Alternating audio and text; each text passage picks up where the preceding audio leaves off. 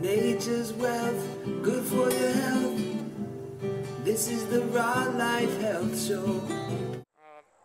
I spoke about the homeless diet, and I even posted some videos, and somebody asked me, they actually said, Doug says, he understands about this. He experiencing some time where he was actually homeless for a while, and he says it's interesting for my viewers, but perhaps at the expense of a homeless person, the issue is more loneliness than diet or any other these issues like this, and there's a threat of violence, as he says. Well, I'm doing more and more research on the homeless, and sometimes I make light of the fact, but this is like the most serious issue, and it's really becoming more heavier on my heart because, you know, I might kid around about it, and when I say the homeless diet, it really is a diet of voluntary simplicity, and it's not overindulgent, and it's being satisfied with what you have. I might use homeless as a theme, but in all seriousness, the homeless people out there, I mean, some of them, you know, are in such situations where, you know, it's very sad. I mean, we all watching this video have a home, we have somewhere to go, you know, which is, it's really everything. I mean, I'm all for living outside and camping and eating outside and sleeping outside, but still knowing I have a home to go to makes me feel good at the end of the day, and my heart really goes out to homeless people out there, and I would love to go around and teach homeless people about eating healthy and learning about foraging as we speak, teaching homeless people about wild foods so they understand, you know, that they don't have to, you know, just eat out of a dumpster or a garbage can.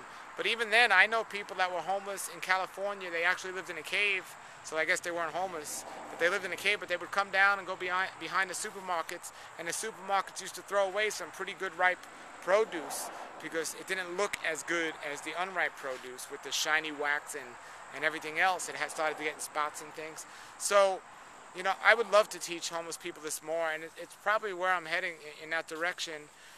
Not being homeless, but teaching homeless people how to take care of themselves, because, you know, it's a big problem. A lot of them are addicted to drugs and alcohol, and a poor diet doesn't help the situation at all.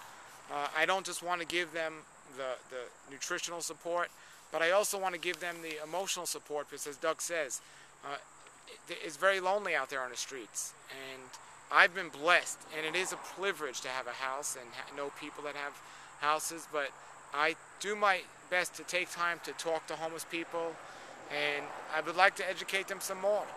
So, you know, Doug, thank you for that email, and if anyone out there has experienced a time where they were homeless and want to give me some ideas or some information, not just about diet for homeless people, just how my ministry and just what I do can help them more, whether it be, you know, just talking to them or just getting them some good food, or do they even care about the food?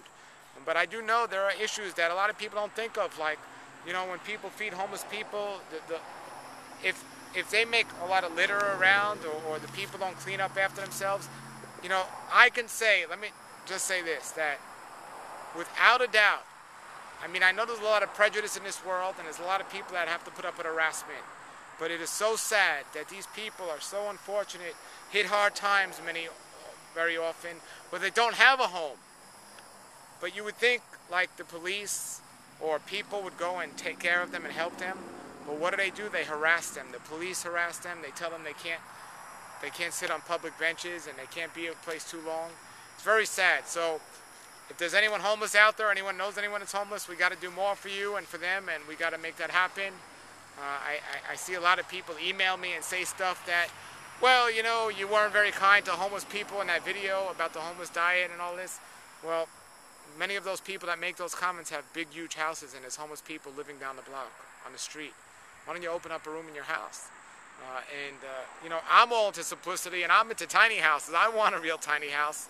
So I don't know necessarily if I'll have room for homeless people in my house, but if I ever get fortunate enough to have a big mansion, which the only reason I would ever buy it is to make room for a homeless shelter or people that maybe weren't homeless but are on the brink of being homeless. I mean, I'm not going to buy a big house for just me and my family. You know, we have a small house for us, and I believe this is a big problem. All right, enough about that.